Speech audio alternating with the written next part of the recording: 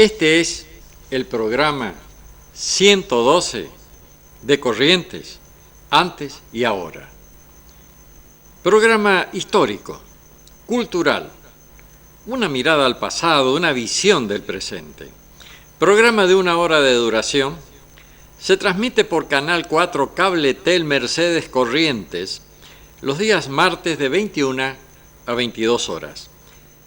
Se reitera miércoles luego del informativo de este canal y se lo carga en YouTube.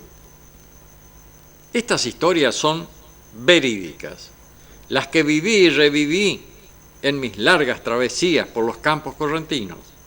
Otras que escuché de personas que las protagonizaron, donde se reflejan fielmente, sin aditamentos políticos, religiosos o sociales, a los hombres y mujeres productos de la tierra correntina, las empresas, grandes y pequeñas, que empujaron la rueda del progreso. Son ellos, no otros, los protagonistas de Corrientes, antes y ahora.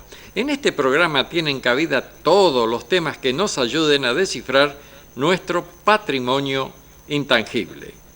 Agradecimiento a Griselda Montiel, a Omar Tunino Lugo, Romina Lugo y José María Calderón. También agradecimiento especial a nuestros anunciantes que hacen posible que podamos estar en este canal emitiendo este programa. Tuve una invitación muy especial del IFED. Estuve esta tarde a partir de las 2:30 con los jóvenes del último año de ese importante establecimiento de estudio, de este centro de estudio, que tiene más de 1.100, 1.200 alumnos en el turno mañana, tarde y creo que noche también. Me dijeron que tenían alumnos que venían de Colonia Carlos Pellegrini, también de otras localidades, allí a recibir, a completar sus estudios. El IFED, que funciona, ahí está la invitación, ¿no? El Instituto como espacio cultural y social, ahí donde está, donde me invitan y ya lo anuncian, diálogo abierto con Francisco Fresini. Bueno, entonces estuve ahí y le relaté los chicos, los jóvenes, querían saber sobre los libros que había escrito. Bueno, y leyeron mi currículum bastante amplio, ellos lo habían sacado de internet. Yo les agradezco a la profesora de historia y a todas las profesoras y alumnos que estuvieron ahí, de la forma que me trataron. Me sentí muy, muy contento, honrado porque me hayan invitado, y también con un poco, obviamente, de nostalgia, porque uno ve todos esos jóvenes que tienen la edad de mis nietos, y un poco la mente retrocede al siglo anterior, donde también yo era joven y tenía, como les dije a ellos, las mismas ganas, los mismos ímpetus, las mismas necesidades y la misma ganas de aprender. Y bueno,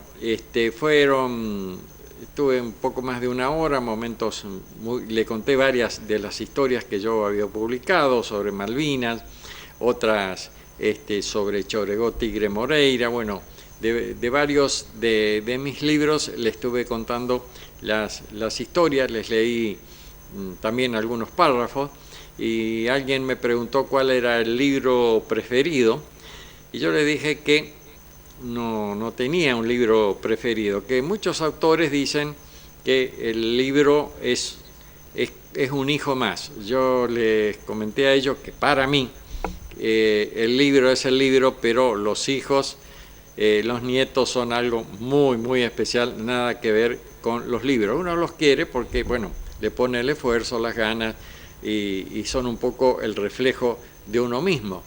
Pero, reitero, los hijos son los hijos, los nietos son los nietos, y los libros son los libros. Pero si yo tenía que elegir alguno, elegía el de Malvinas.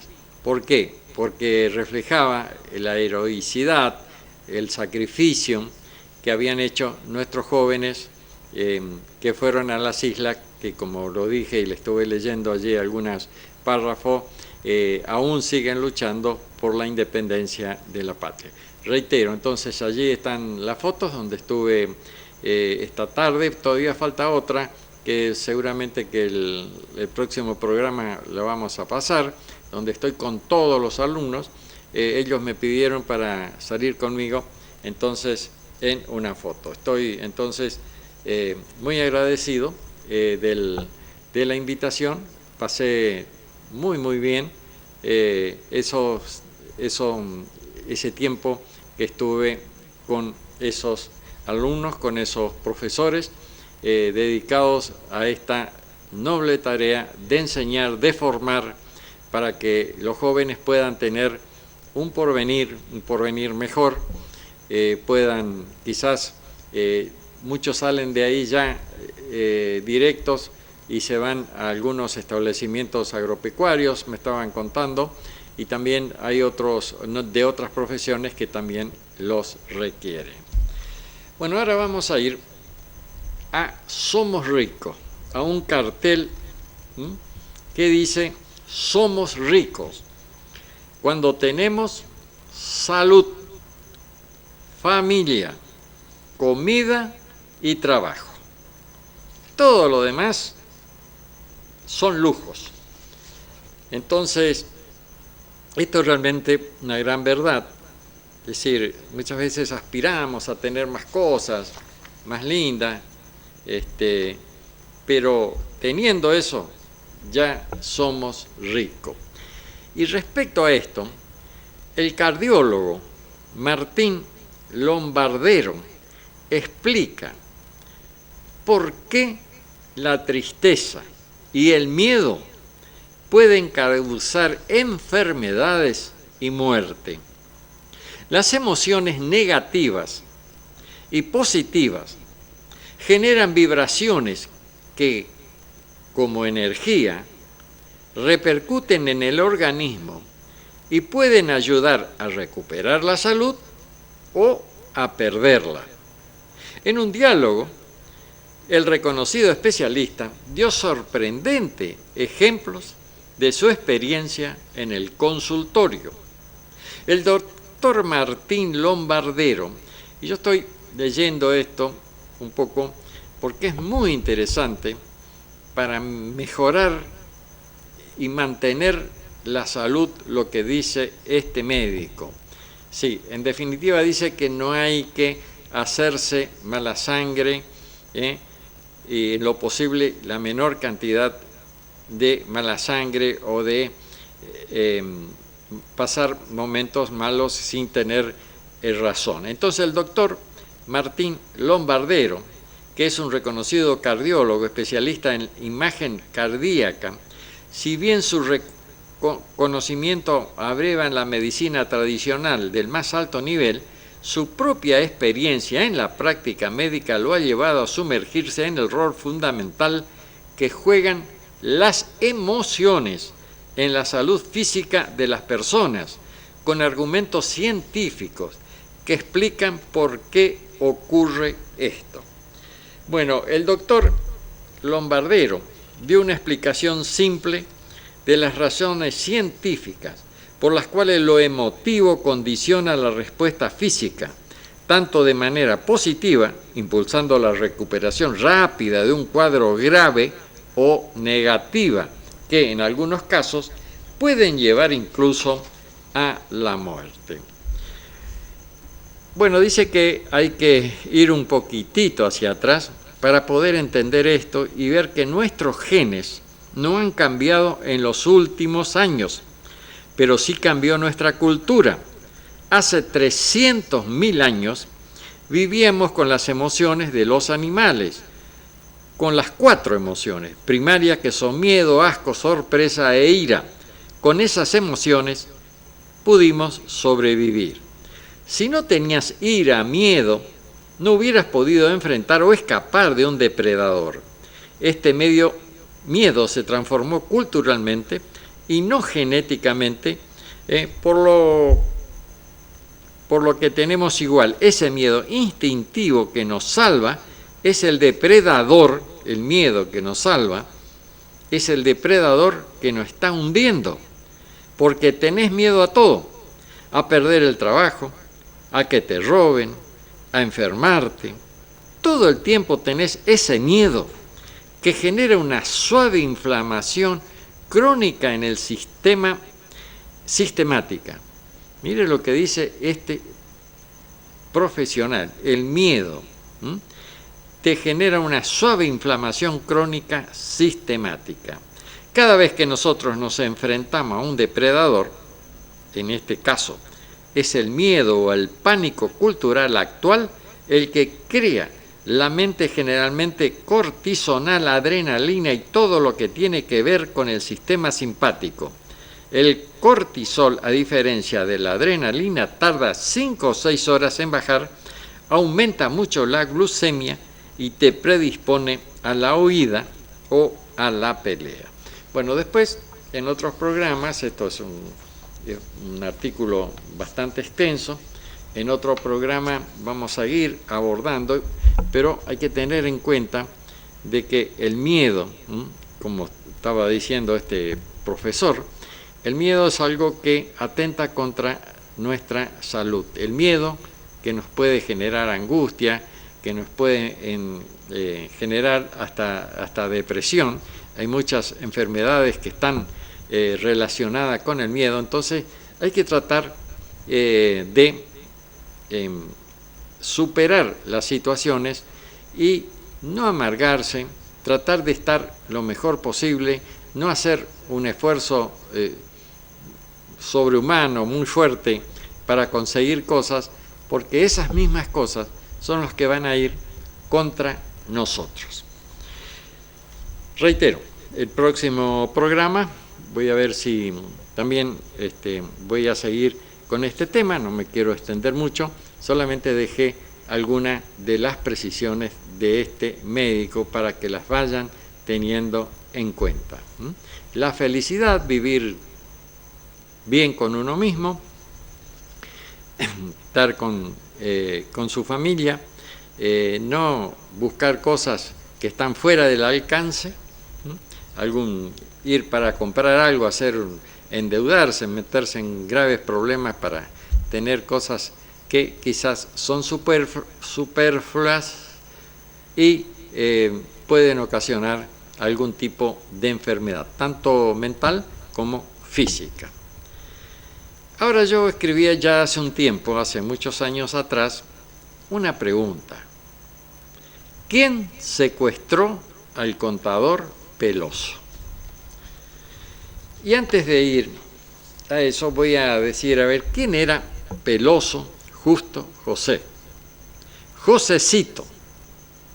Emilio le decían en su propia familia, hijo natural, nacido el 28 de mayo de 1942 en el paraje Tabaí, departamento de Concepción, provincia de Corrientes.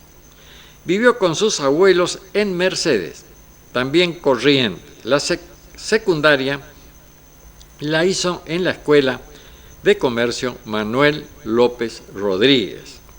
Se recuerda de ese entonces la referencia de que era para él un profesor de historia que lo formó en la materia, el profesor de apellido Ojeda, que Peloso había integrado la primera resistencia peronista. En una familia apegada a la iglesia, él en sus comienzos fue católico practicante, leyendo mucho, comenzó a entender al peronismo. Tenía una biblioteca bien surtida, innovador para esa época. Practicaba yoga, adoraba la música. Fue el mismo profesor de historia de la Escuela Secundaria de Mercedes, perito mercantil, concurrió a la Facultad de Ciencias Económicas en la Universidad Nacional del Noreste, la UNE. Allí militó en el integralismo. Hay indicios también de que pasó por la Juventud Universitaria Peronista, la JUP, contador público, ejerció su profesión en Mercedes, en la cooperativa Ingamera, Industrias Ganaderas Mercedes.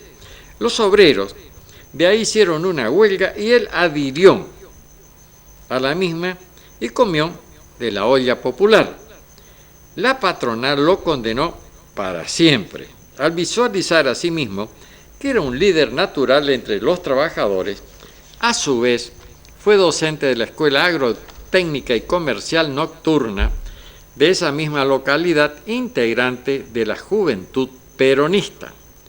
Secuestrado desaparecido el 16 de febrero de 1977 en la ciudad de Mercedes, en su propia casa. Se casó con María Isabel Sánchez, con la que tuvo 2 hijos, varones. Aumentando su compromiso, militaba como aspirante a montonero en el sector de las ligas agrarias. Se sospecha que sus restos, conjuntamente con los de sus compañeros, Juan Antonio Olivo, Pantaleón Romero, también de las ligas agrarias, fueron tirados al río Miriñay entre febrero y marzo de 1977, atados con alambre a bloques de piedra y concreto.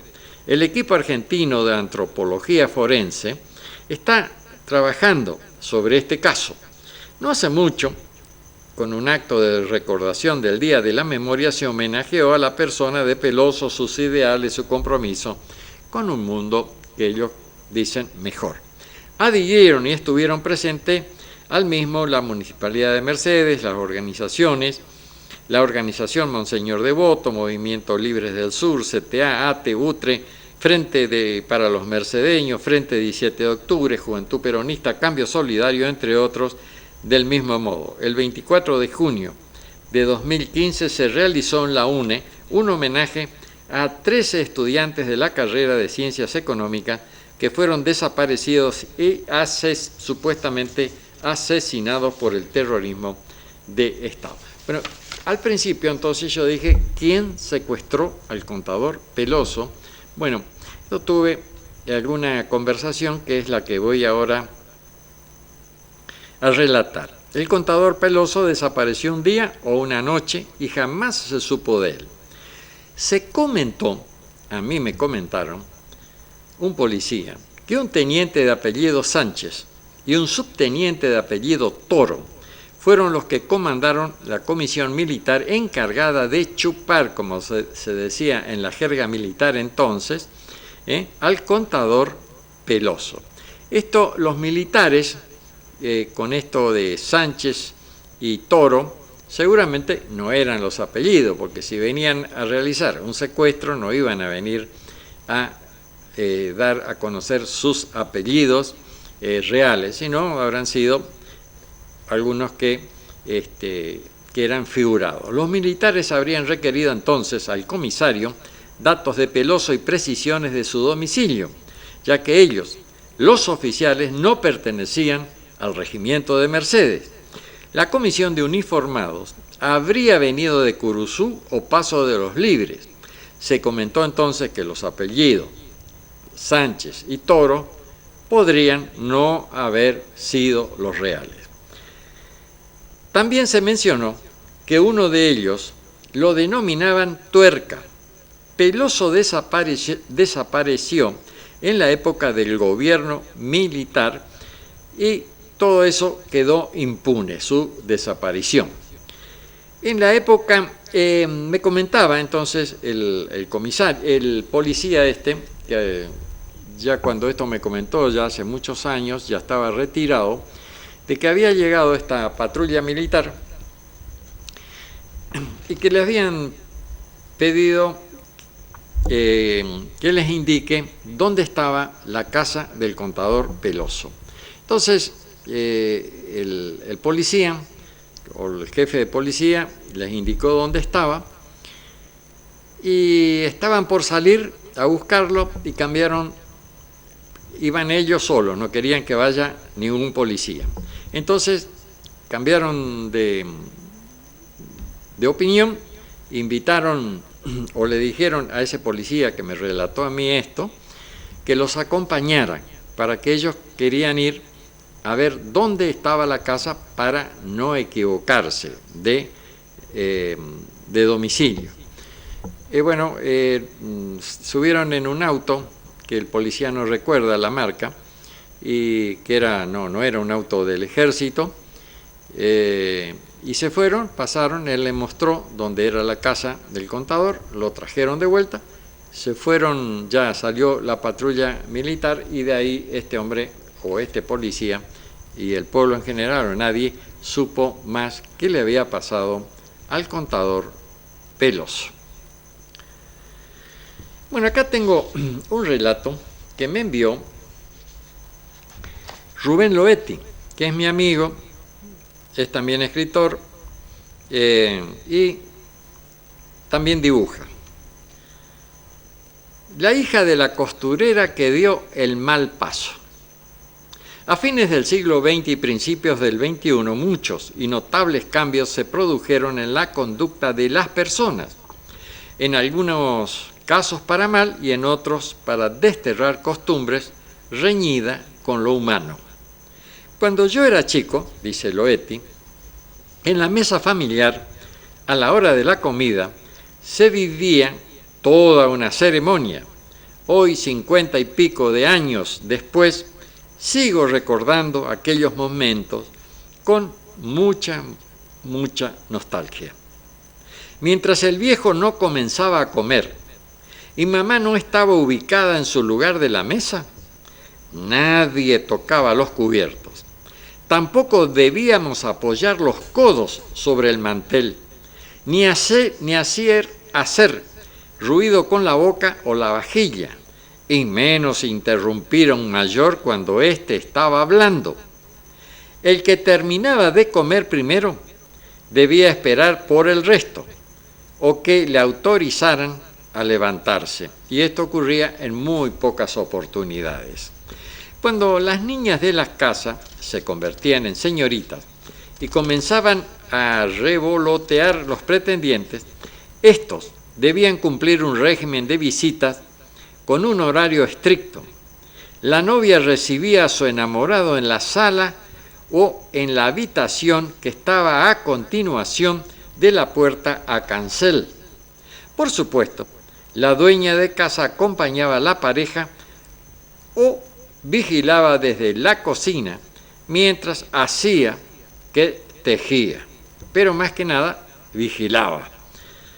Todo era normal en una familia común y corriente de aquella época, donde la niña de la casa, al ponerse de novia, de alguna manera perdía algo de su libertad y quedaba bajo vigilancia permanente de sus mayores. El ponerse de novia era perder parte de la libertad, entonces, y estar continuamente vigilada. Cuando el diablo metía la cola y la novia aparecía embarazada, gruesa o encinta, como decía mi abuela partera, la familia entera sufría una verdadera catástrofe y era invadida por la desdicha, la infelicidad y la desventura. Salvo raras excepciones, la primera reacción de los padres era esconder a la pecadora o expulsarla de la casa para lavar la vergüenza. Una historia parecida sucedió en el hogar de una costurera y un carrero de un barrio humilde de Santo Tomé, de la provincia de Corrientes. Era una familia numerosa, con varios hijos, todos morochos como la madre, excepto la hija de nombre Amelia, de piel blanca como el padre. Esta niña, la menor y la más bonita de las mujeres, quedó embarazada del Espíritu Santo, según una vecina chismosa, porque no estaba de novia. La costurera y su marido, el carrero, decidieron tirar a la calle a su hija Amelia, sin ninguna consideración. La bella niña tuvo que salir a trabajar de lavandera para subsistir. Pasaron los meses y un día el mayor de los hermanos, de nombre Arturo, portero de la escuela normal del pueblo, pasó cerca del río Uruguay y vio con mucha pena que en la ribera su hermanita Amelia estaba lavando ropas sobre un montón de piedras. Su pequeña hija lloraba a los gritos dentro de un cajón de manzana, mientras su mamá trataba de consolarla con un chupete casero fabricado con un pedazo de tela que envolvía un trocito de dulce de membrillo. Con el corazón destrozado, Arturo juntó coraje y encaró a sus padres, algo nada fácil, y consiguió que Amelia, con su beba de nombre Lolita, volviera a la casa. Lo hizo como sirvienta, con la pérdida total de sus derechos de hija, ocupando una habitación en el fondo de la vivienda. Cierto día Arturo trajo a la casa a un amigo viajante a tomar un vermut. En un momento dado el visitante preguntó cómo se llamaba la empleadita que vio en el fondo juntando basura y consolando a su hijo que lloraba dentro de un cajón de manzana. Cuando Arturo le contestó: es mi hermana menor, el muchacho casi se cae de espalda. La belleza de la niña lo había impactado, a pesar que vestía ropas remendadas, como una criada o como la Cenicienta del cuento infantil. Pasaron algunos meses y un día, aprovechando uno de sus viajes al pueblo de Santo Tomé, el amigo viajante de Arturo se presentó a la costurera y al carrero y le solicitó la mano de Amelia, la hija que había dado el mal paso. Sin ninguna clase de fiesta, se casaron en la iglesia del pueblo y esa misma noche subieron a un tren que pasó rumbo a Buenos Aires y nunca más se volvió a saber de ellos. Estas historias tristes se daban con bastante frecuencia en nuestra Argentina del siglo que se fue, un poco por ignorancia, otro por los prejuicios enfermizos que lamentablemente sufrían muchos, pero muchos de nuestros antepasados. Bueno, entonces esto lo escribió Rubén Loetti, quien le agradezco que me haya enviado este relato, esta historia. Ahora vamos a ir a un chamamé, Yaguá Ñetuó, Yaguá Ñetuó, por Diego Romero y el conjunto de Orlando Carabajal, Yaguá Ñetuó. Re mayor. Re mayor.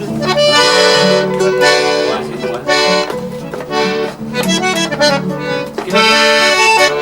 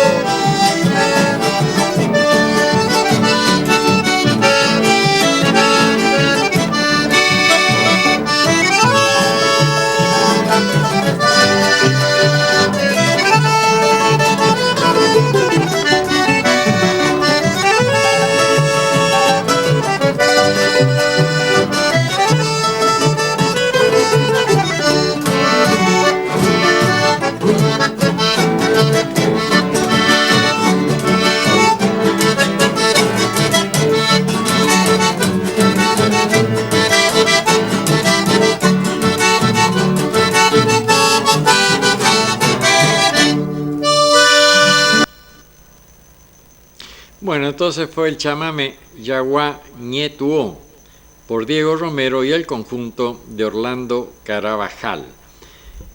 Omar Tunino Lugo, quien selecciona la música de este programa, siempre se le da preferencia a conjuntos que tienen menos difusión. Ahora voy a ir a una leyenda, el silbido. Cada año visitábamos a los tíos en la zona del río Tebicuarí. Esperaba ansioso aquel viaje. La vegetación, el río, los primos. Con anticipación preparaba los bloques de lodo que podían faltar municiones para la caza, aunque de todos los tiradores del barrio, siempre fui el mejor. Mamá nos confeccionó unas bolsas de unas telas viejas, con una larga tira para colgarlas de forma atravesada en el dorso. De esa forma los bloques quedaban justo al costado. En aquel entonces no me perdía ni un capítulo de mi serie favorita interpretada por Fess Parker y Daniel Boone, y yo quería ser Daniel Boone, dice el que escribió esta nota. En la inocencia de la niñez nunca me percaté que ciertas cosas que no teníamos permitido hacer, por ejemplo, salir por la siesta. Esto era, a la siesta siempre en el campo se le prohibía a los chicos salir por la siesta. Los tíos no nos permitían salir a explorar los montes por la siesta. Mamá decía que era por el calor, tampoco podíamos jugar en el patio una vez que oscurecía. Sin embargo, hay algo que nos pasó y lo recuerdo perfectamente, cada detalle como si fuera ayer, dice el que escribió esta nota. El tío nos dijo que acompáñenme al almacén, es aquí cerca. El vecino, el joven Juan, nos acompañaría. Traigan sus onditas y vamos, nos dijo. Caminamos rápido. El almacén es aquí cerquita. De repente el camino se bifurcaba y tomamos por la derecha. Ahora se mudó ahí, dijo Juan. Le daremos lo que quiere, replicó el tío. El silbido, que durante todo el camino venía del lado izquierdo, ahora había pasado al lado derecho. Eso todavía me dio más miedo. A lo lejos y casi después de media hora de caminata, una pequeña luz se dejaba ver. Por fin, el almacén. Al llegar el tío habló secretamente a don Jacinto.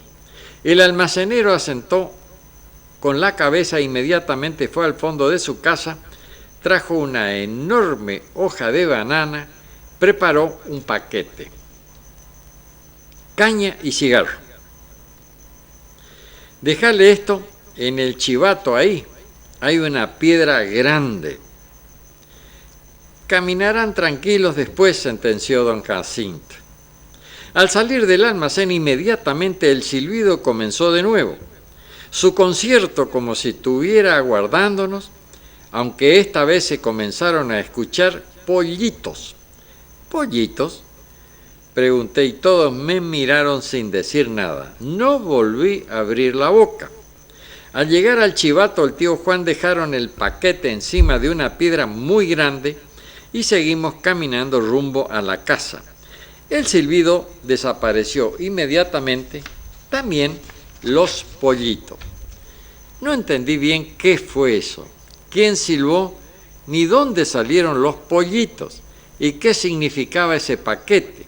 Lo que sí recuerdo perfectamente es que nunca en mi vida sentí tanto temor. Nunca olvidaré aquella misión al almacén. Fue la primera vez que tuve contacto con aquello que todos conocen en el interior, pero prefieren no hablar de ello. Aquel día también comencé a respetar la creencia de la gente de tierra adentro. Fue en esa misión en que conocí el miedo y supe que aquel silbido era real. Aquella cosa que no vi, pero sé que caminó con nosotros hasta el mismo almacén de Don Francisco. Esto es Historia de mi barrio, y le agradezco entonces a esta gente, a Luis Enrique Marelli, que nos envió entonces este material para poder leerlo en nuestro programa.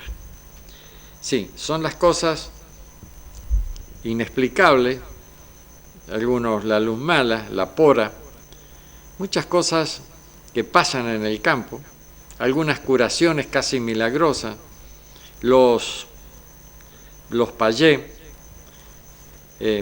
también aquellos que se ponen algo bajo la piel para que los proteja, algún santo, algunos para que sean más jinetes, otros para que sepan pelear mejor o peleen mejor, otros para salvarlos de ciertas cosas. Hay personas que creo que yo lo relaté en algunas oportunidades en este programa, gente que muy enferma, de enfermedades letales, estaban ya los médicos decían no pasa la noche, pero pasaban la noche, esa y otra, es decir, no podían morir hasta que alguien les sacaba el gualicho que tenían, que le habían puesto alguna curandera para que no muera, para protegerlo. Bueno, ahora vamos a ir al Aguapeí. Es el río que nace en el ángulo noroeste de la provincia cerca de la frontera con Misiones y que se inicia su curso rumbo al norte primero y luego al oeste para torcer finalmente hacia el sureste, desembocar en el río Uruguay entre las ciudades de Alvear y La Cruz, el famoso río Aguapeí. Citado por el profesor José Miguel Irigoyen en su obra Toponimia Guaraní de Corrientes, 1994, editado por el Instituto de Antropología de la Universidad de Concepción del Uruguay, Entre Ríos. Este río separa los departamentos de San Martín, General Alvear y otros. Hermoso río, hermoso paisaje. Le presta su nombre a un paraje que se halla al sur de su desembocadura en una isla del río Uruguay que se halla frente a su barra. Significa río de los camalotes. Hasta aquí lo que se enseña en la lingüística de José Miguel Irigoyen. El profesor Núñez coincide con aquel al señalar que el Aguapeí proviene de aguapé, camalote, y agua o río, por ende río de los camalotes, citado por José Antonio Núñez, manual geográfico de la provincia de Corrientes. Aguaí, río que tiene su origen muy cerca de San Carlos, en el departamento de Ituzaingó. La distancia más corta entre este río y el Paraná es unos 10 kilómetros, y es allí donde los jesuitas cavaron la zanja de Garapé, uniéndola con él más abajo del paso Tingú, citado por Isabel de Azuat en el libro de su autoría, esto es, Corrientes. Después de un tortuoso recorrido, desemboca en el Uruguay, marcando el límite entre los departamentos de Ituzaingó y Santo Tomé, y, más al sur, entre los de San Martín y General Alvear. No es muy navegable. Algunos de sus principales afluentes son los arroyos Sarandí, Jesús Cue, Carapé y Santa Rosa. Su nombre significa entonces río de los camalotes, localidad situada en el departamento San Martín cerca de la desembocadura del arroyo del mismo nombre, isla del río Uruguay, cerca de la desembocadura del río Aguapeí. Aguapeí Chico, arroyo que forma parte del límite entre los departamentos de Ituzaingó y San Martín en las nacientes del río Aguapeí. Aguapeí Guazú, planta que se da en la zona mesopotámica y flota en el agua. Sus hojas se utilizan para combatir la erisipela y las hemorroides, erisipelas y las hemorroides. Entonces dice que el río Aguapeí nace en la frontera con Misiones, al norte de San Carlos, y tiene un cauce tortuoso.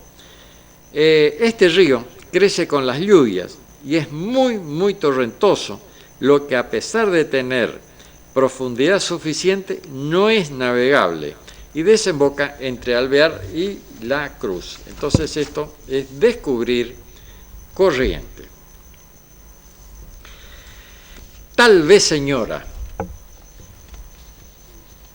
es una carta que creo yo que le mandó, o le envió, o escribió un esposo a su mujer. Y le dice: ¿usted cree que por no ser joven ya no es encantadora? Mentira. Usted aún genera suspiros entre los hombres. La prefiero entre tantas mujeres jóvenes, porque usted de mis pensamientos se adueña todos los días. Tal vez no se ha dado cuenta, pero usted es alegría. Que le llegaron los años, que su figura ha cambiado y que su pelo azabache, el invierno de la vida, lo comienza a tornar blanco. No se preocupe, señora, que si usted se mira al espejo y observa algunas arrugas, no se preocupe, señora, porque usted es como los buenos vinos, entre más años mejor. Nada más digno que una mujer madura y nada más falso que la cantidad de años en su vida.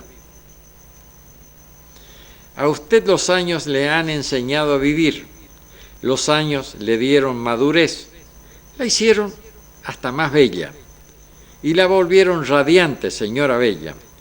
Si algún día la tristeza la envuelve, usted tranquila, solo desvíe su mirada y dése cuenta que aquí usted encontrará un buen hombre que daría su vida por hacerla sonreír.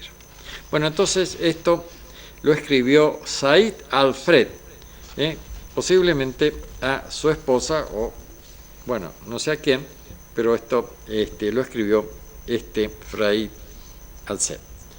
Bueno, muy bien, y tiene una serie, obviamente, de verdades, de muchas verdades, por eso es que lo estoy leyendo en este programa.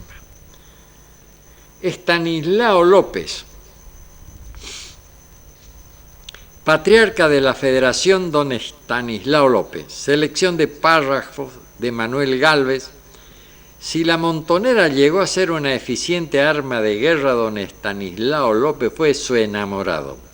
Nuestro paisano fue siempre un hombre a caballo, hasta para ver la vida o hacerla. De esta amalgama de hombre y animal sujeto nació el caballo medioeval, señor que hacía la guerra bien montado.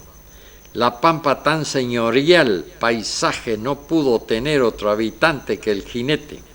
Y cuando fue a la guerra inventó una manera precisa de encararla, una táctica militar que hizo escuela.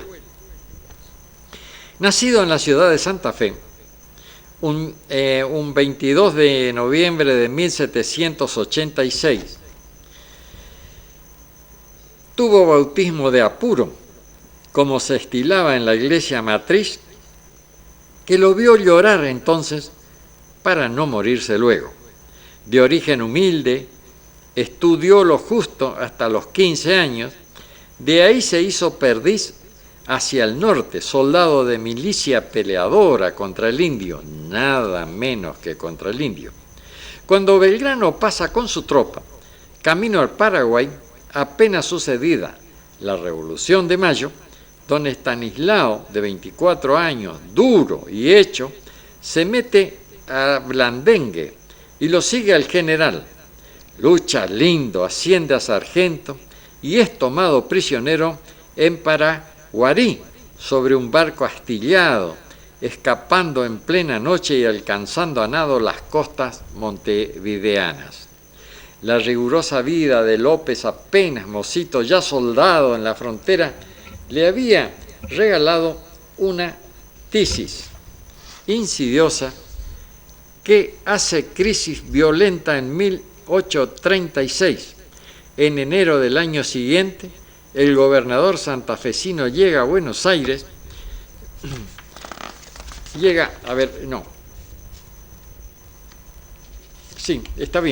el gobernador santafesino llega a Buenos Aires invitado por el brigadier general don Juan Manuel de Rosas en busca de climas mejores para su mal. Una muchedumbre, calculada en más de 20.000 personas, lo recibe aclamándolo en ese verano con salvas de cañón, banderas paradas militar y carruajes colorados.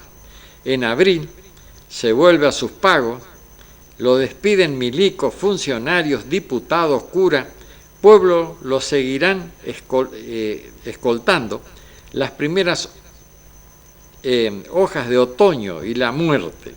Sobre la tarde de un invierno del 16 de junio, en ese año de 1838, entrega su alma a Dios, fuente de toda razón y justicia, dirán en el 53. Será enterrado en el convento de San Francisco con la lápida de mármol y epitafio de rosas.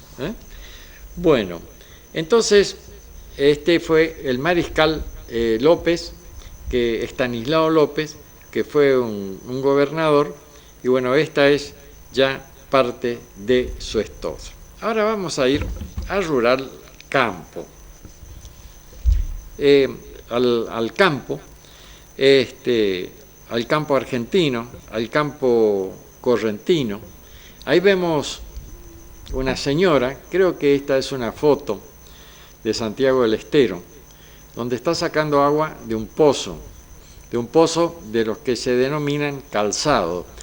Se va cavando la tierra y con ladrillos se le va poniendo, se lo calza, como dice pozo calzado, se lo calza para que no se desmorone. Y bueno, se cava muy profundo hasta que sale agua, y entonces en ese pozo esta señora, bueno, y muchos otros, en otros lugares, acá en Corrientes, acá en Mercedes habían los aljibes, que estos se hacían y juntaban agua del techo de zinc, que tenían canaletas que a su vez eso desembocaban en el aljibe y ahí se juntaba el agua de lluvia, que se ocupaba y mucho antes en nuestras casas acá en la ciudad de Mercedes, para lavar, para regar las plantas, para cocinar, porque muchas veces en muchas casas no había agua potable hasta que vino obra sanitaria y bueno, empezó a perforar y poner agua, llevar el agua a la familia. Bueno, ahí lo que estamos viendo entonces es esa señora que saca el agua del pozo calzado, que es un agua limpia, es un agua que no tiene sarro, como es el agua que nosotros tenemos potable, que tiene una cantidad de cosas, pero bueno, es un agua con sarro cuando queda en el fondo de la pava, en el fondo de los termos, de la pava eléctrica. Y bueno, y esta gente entonces ocupaba, y seguramente que algunos todavía lo tienen, agua para cocinar, y se cocinaba en ollas de hierro, ahí está, con leña. Esas ollas calentaban y mucho, así que la carne que se ocupaba entonces era carne de vaca vieja, de vaca de diente gastado, carne dura, pero ahí en esas ollas se ablandaban, se cocinaba con grasa y bueno, la gente vivía en el campo en esa época, así, precaria. Ahí estaban haciendo torta frita, que se fritaba en grasa, y la gente era muy feliz, comía, bueno, yo dije muy feliz, no sé, pero era una gente que no tenía grandes preocupaciones, mucho trabajo. Decían los médicos que en la época, años atrás, como se trabajaba y muchísimo en el campo, cuando venía alguien a hacerse un análisis de colesterol, por ejemplo, a pesar de que comían con mucha grasa, tanto el emboipí, las tortas fritas, los guisos, los locros, con mucha grasa, no tenían colesterol. ¿Y cuál era el secreto? ¿Por qué no tenían colesterol? Porque trabajaban mucho, trabajo físico, y eliminaban ese colesterol. Bueno, ya estamos finalizando este programa y en algún momento voy a leer algo sobre la corrupción y el crimen organizado que Argentina sufre, la decadencia generada por la propagación de la corrupción en la administración pública, lo que ha penetrado en la sociedad. El pescado empieza a pudrirse por la cabeza. Lo grave es que el funcionamiento no se puede cometer en soledad el delito. Necesita cómplices que oculten sus abusos, sean por sus intermediarios y que son los que descubren entonces esos intermediarios, los que también encubren los delitos, y es que por eso que la corrupción, según algunos, se ha generalizado y mucho en nuestro país. Bueno, esto ha sido todo por la parte informativa y vamos a un chamamé, Añoranzas, por los Aloncitos, con la participación de Coti Romero. Añoranza por los Aloncitos, con la participación de Coti Romero.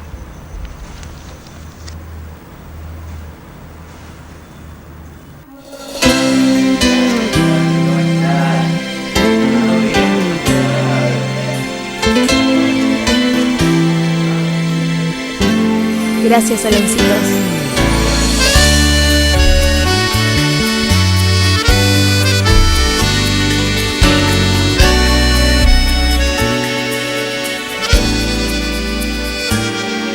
Después de haberme brindado la dicha de tu presencia, querida, te has marchado, sumiendo mi alma en dolor. El corazón destrozado, suspirando esta tu ausencia, porque te amé con vehemencia, me niegas hoy tu calor. Sabrás que tras tu partida, añorándote he vivido, y olvidarte no he podido. Vuelve, vuelve mi querida, por tantas penas sufridas quiero recobrar la calma. Vuelve, querida del alma, a alegrar mi pobre vida.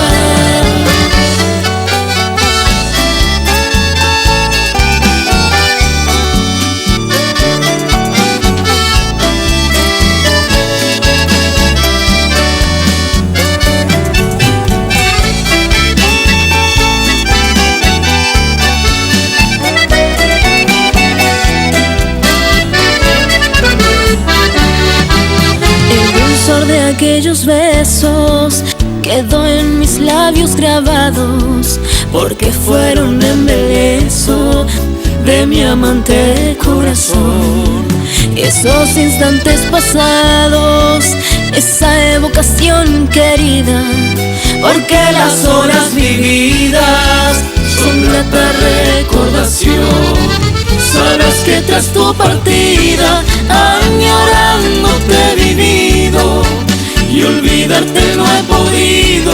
Vuelve, vuelve mi querida, por tantas penas sufridas quiero recobrar la calma.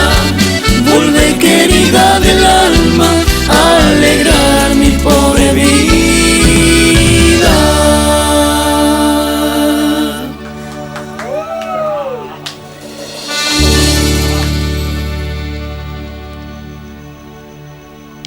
Esto ha sido todo para este programa.